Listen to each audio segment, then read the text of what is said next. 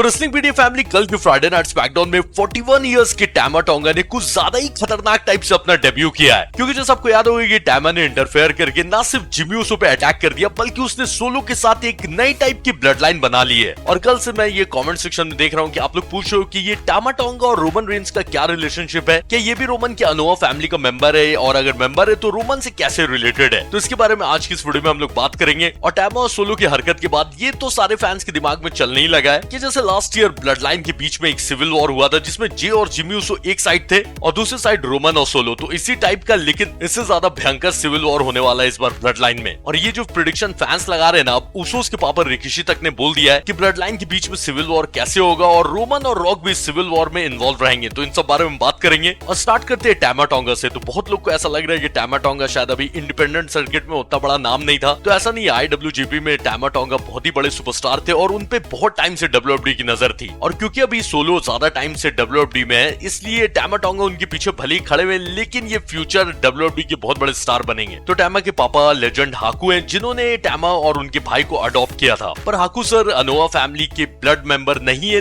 लेकिन रॉक उनको अपना अंकल मानते हैं। और क्योंकि रॉक हाकू को अपना अंकल मानते हैं, इसलिए टैमा रॉक के कजन है। पर मैं एक बार फिर से क्लियर कर दे रहा हूँ कि रोमन की जो अनोवा फैमिली है उससे ब्लड रिलेशन नहीं है टैमा टोंगा का। और जो मैंने कल का फ्राइडे नाइट स्मैकडाउन देखने के बाद बोला था ना कि शायद रॉक ने ही टैमा टोंगा को भेजा होगा सोलो की मदद करने और ब्लड लाइन को टेक ओवर करने, वो डाउट ये जानने के बाद कि टैमा के पापा हाकू को रॉक अपना अंकल मानते, वो डाउट थोड़ा और क्लियर हो रहा है। और मुझे अब तो मतलब 110% लग रहा है कि द रॉक फाइनल बॉस से अब ब्लड लाइन के ट्राइबल चीफ बनने के लिए तैयार हो गया है। और कुछ ऐसी प्रेडिक्शन ऊसोस के पापा रिकिशी ने भी करी है। उन्होंने इंटरव्यू देते हुए बोला है कि उनको ऐसा लग रहा है कि आगे जाकर रॉक रोमन को धोखा दे देंगे और रोमन फिर फेस सुपरस्टार बन जाएंगे। और फिर जितने भी ब्लड लाइन के मेंबर्स है वो या तो रॉक को चूज करेंगे या फिर रोमन को, और अपनी अपनी टीम बनाकर ब्लड लाइन में एक बार फिर से सिविल वॉर होगा, जिसमें एक तरफ टीम कैप्टन रहेंगे रोमन रेंस जो कि फेस सुपरस्टार रहेंगे, और एक तरफ टीम कैप्टन रहेंगे द रॉक जो कि हील सुपरस्टार रहेंगे। और रिकिशी सर ने तो ये भी बोला है कि ये इतना बड़ा मैच है कि ये आम पेपर व्यू में नहीं बल्कि डायरेक्ट रेसलमेनिया ही में हो सकता है। लेकिन कोई ठीक नहीं है, आने वाला जो समर स्लैम है या फिर सर्वाइवर सीरीज जिसमें वॉर गेम्स मैच ऐसे भी होते हैं, उसमें ये ब्लड लाइन का सिविल वॉर हो सकता है। तो क्योंकि जे ऑलरेडी फेस सुपरस्टार है और जिमी भी अब मार खाने के बाद अभी नहीं तो बाद में जाकर फेस सुपरस्टार बनी जाएगा, तो ऊसोस फिर से रीयूनाइट होंगे। और जो ओरिजिनल ब्लड लाइन है यानी कि जो रोमन की ब्लड लाइन थी, रोमन, जे और जिमी, इन तीनों की एक साथ टीम, और रॉक की न्यू ब्लड लाइन जिसमें सोलो और टैमा टोंगा रहेंगे, इन तीनों की एक साथ टीम। तो ये जो सोलो ने कांड करा है, इसकी वजह से नेक्स्ट वीक का फ्राइडे नाइट स्मैकडाउन बहुत ज्यादा इंटरेस्टिंग बन गया। ये तो अब देखना ही पड़ेगा आगे और क्या क्या होता है। प्लस जब तक ट्राइबल चीफ थे उनके वाइज मैन काफी सेफ फील करते थे, काफी चौड़ में घूमते थे, लेकिन सोलो ने उनको तंग करना स्टार्ट कर दिया है पॉल हेमन को। तो अभी जो एक हफ्ता का टाइम था, ऑब्वियसली पॉल हेमन रोमन से कांटेक्ट करने का ट्राई करेंगे